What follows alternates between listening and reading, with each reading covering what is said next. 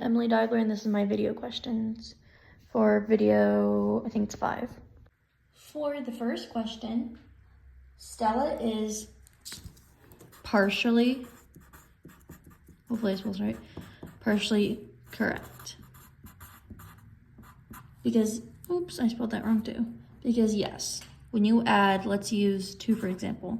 When you add a 0, it will make the number 10 times greater. So this would be 20. But that's only when you do a whole number. If you do a decimal, and you add a 0, it doesn't change the value. So the value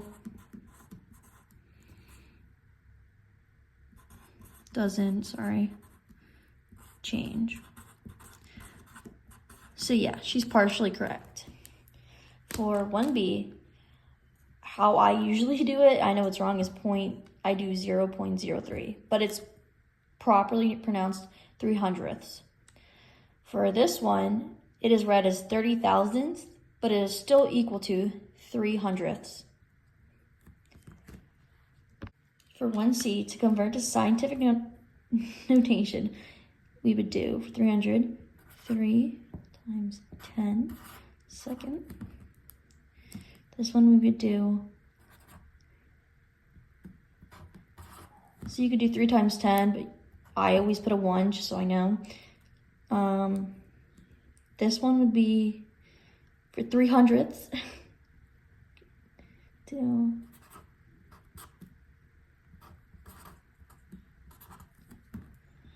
And then for this one, it's the same as the one above it. But like I said, the 0 doesn't change the value. I said we're going to use a whole number. Because we're talking about balloons, and it was 75 divided by, 6, which equaled 12.5. And you can't really buy half a bunches of balloons. That doesn't make any sense. So we just rounded to the whole number. 2B, I decided we should be using a decimal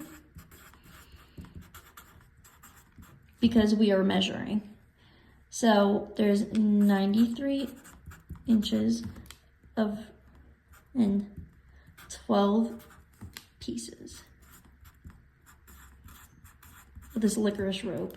So 93 inches and 12 pieces would equal 7.75 inches. So this way we get an exact amount of the length of the licorice rope. You see we are using a decimal because that's how we usually represent dollars and cents. So if there's 50 people and if there's $50 for 8 people, and we did 50 divided by 8, we would get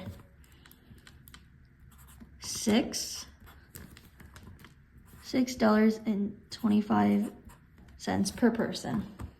For 2D, it's going to be the same as 2A. We're going to do a whole number because we were talking about boxes of candles, I think it was, and you can't do a partial box. You can't buy a partial box. So it is 75 divided by 9 equals 8.333. And you could either I rounded to 8, so you could buy 8 boxes of candles. The problem was there are 348 pennies, and we're going to divide them into 16 sets, and we have 12 left over. So the answer, we have 21 sets with 12 pennies left. Number 3, let's give the student a name. We'll give them the name Carly. They added the numerators together, and so did they do with the denominators. So as you can see, 1 plus 1 equals 2, 3 plus 4 equals 7, 5 plus 3 equals 8, 6 plus 7 equals 13. So if I did that for the third one, please excuse the background banging. My dad's fixing our door. If I did what they did, that same mistake, I would get like 3/7, which is wrong. You can't add fractions that have different denominators. So you have to find the least common denominators. You'd have to find the common denominator. So for this one, I did 5 and 10, or 5 and 2 is 10. So then I would convert that back. So let's do it like this.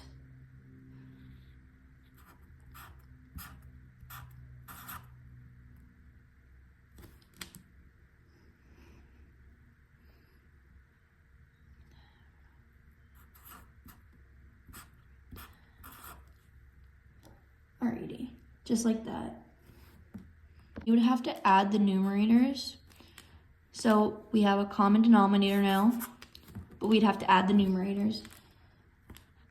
So 4 plus 5 equals 9, and then you get 10. This is how I would have done it, but this is the mistake I would have made. Last question, I said no, it is correct.